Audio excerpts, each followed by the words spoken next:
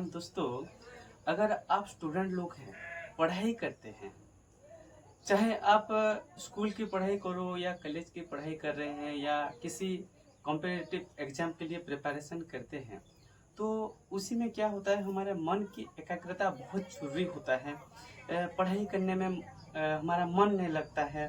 फिर ऐसा कुछ होता है जैसे फेल हो जाता है, कोई कॉम्पिटिटिव एग्जाम में सिलेक्ट नहीं होता है तो हम डिप्रेशन हो जाते हैं। और हम फिर आगे पढ़ाई कर नहीं पाते हैं।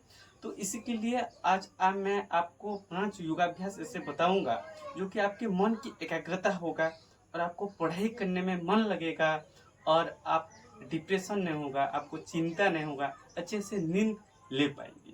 तो चलिए 5 ऐसा योगाभ्यास जो कि हर कोई स्टूडेंट के लिए बहुत हेल्पफुल होगा, चलिए वही अभ्यास सीख लेते हैं।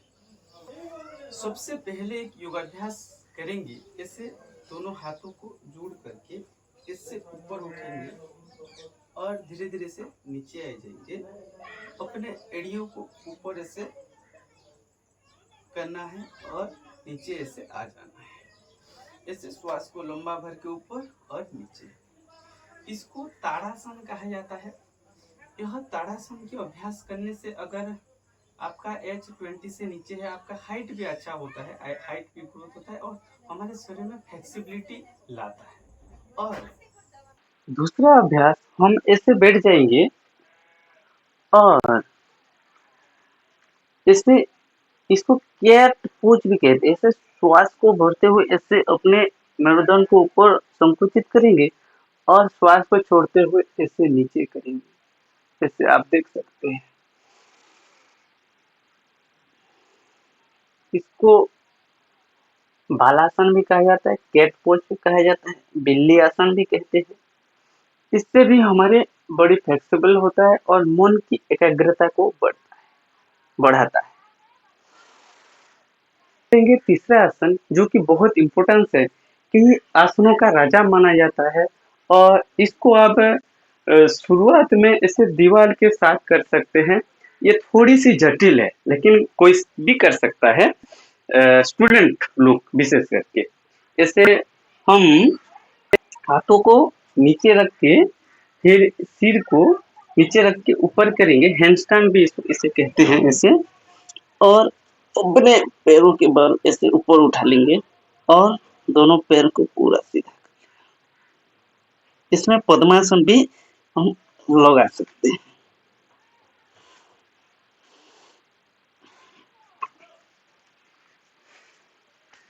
इसी शीर्षासन का अभ्यास भी कम से कम आप आधा मिनट से शुरू करके 2-2 मिनट अभ्यास कर सकते हैं। तीसरा अभ्यास, ऐसे बाएं नासिका की श्वास लेंगे, दाएं नासिका को बंद करके बाएं नासिका में लंबा श्वास लेंगे ऐसे, और बाएं नासिका को बंद करके दाएं नासिका में छोड़ेंगे। फिर दाएं नासिका में श्वास लेंगे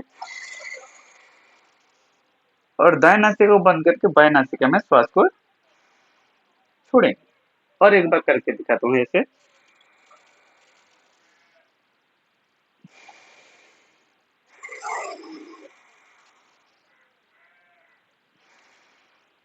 ऐसे इसको अनुलोम विलोम प्राणायाम कहा जाता है। इसका अभ्यास कम से कम हम 5 मिनट कर सकते हैं। ज्यादा कर सकते हैं तो आप 10-15 मिनट भी कर सकते हैं। इससे हमारे मेमोरी पावर बहुत अच्छा बूस्ट होता है, हमारे स्मरण शक्ति, यादाश्त शक्ति हमारा बढ़ता है।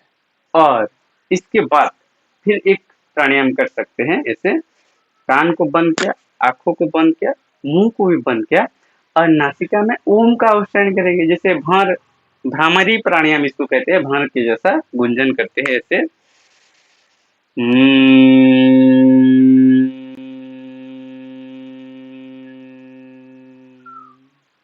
इसे 3 बार कर सकते हैं। इसे आकर के फिर ज्ञान मुद्रा में थोड़ी सी ध्यान लगाते हैं, नहीं तो आधा मिनट से 1 मिनट थोड़े से साइलेंट हो जाते हैं। अपने श्वास को अपने अंतः दृष्टिकोण में देखने की कोशिश करते हैं। फिर धीरे धीरे से दोनों हाथों को कस के चेहरा में लगा लेते हैं और फिर आंखें खोलते हैं। तो यह 5 योगाभ्यास आपको बताया। पहले ताड़ासन अभ्यास किया। ताड़ासन करने से हमारे शरीर की फ्लेक्सिबिलिटी होता है, हाइट सेट भी अच्छा होता है, मन की एकाग्रता होता है। फिर दूसरा अभ्यास हमने किया भाड़ा आसन, मंजरी आसन जिसको भी कहा जाता है, और बिल्ली आसन भी कहते हैं, उसका अलग अलग नामों से जाना जाता है। इससे भी हमारे मेरुदंड की जो समस्याएं हैं, बैक पेन है, ये सारे दूर होता है। ऐसे भी स्टूडेंट लोग पढ़ाई करते रहते हैं तो बैक पेन भी हो जाता है, उससे भी छुटकारा पाते हैं और पढ़ाई में हमारा मन लगता है। फिर तीसरा अभ्यास हम शीर्षासन किया, जो कि सिर को नीचे रखा और पैरों को ऊपर किया, हैंडस्टैंड किया।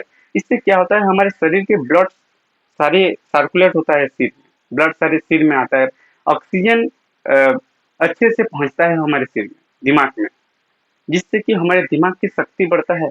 और यह हर मतलब आसनों का राजा माना जाता है। इससे आंखें, बाल, कान, नाक ये सारे स्वस्थ रहता है। विशेष आपके मन की एकाग्रता, चंचलता को दूर होता है, धातु रोग में भी फायदा लगता है।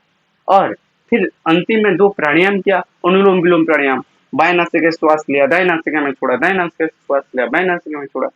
इसे अगर 5 मिनट करते हैं तो हमारे शरीर में ना ज्यादा गर्मी ना ठंडा, बात पित्त कफ दोष का शमन होता है, रोग भी दूर होता है और हमारे याददाश्त शक्ति बढ़ता है।